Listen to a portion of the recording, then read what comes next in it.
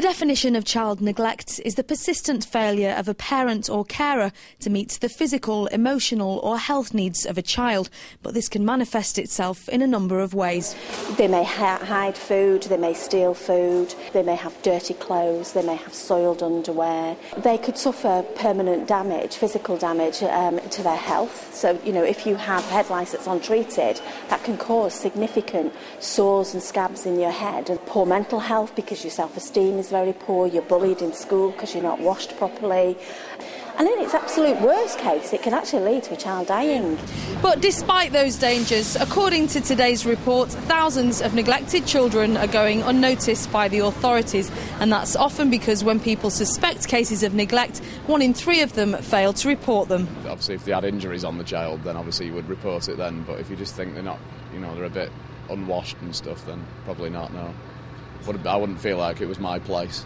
When you start interfering with people, they do get a bit annoyed about it. Is it worth your while to get involved, really? People would think that it's none of their business. Today's report found that 16% of adults said they wouldn't report their suspicions because they were concerned of repercussions for themselves. 15% felt it was simply none of their business. A further 15% said a lack of proof would stop them from doing anything, and surprisingly, 23% said there isn't enough information on where to go for help. And now the charity is saying it's time to act on your instinct. But if you're worried, then you're worried for a reason very often. And it's about taking that gut feeling and thinking about where's that come from. So what have you seen? How often have you seen it?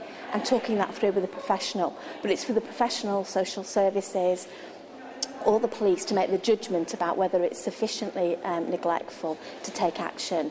Action for Children says this isn't about telling tales on your neighbours, but supporting families who need help. It's part of an ongoing investigation which will impact government policy.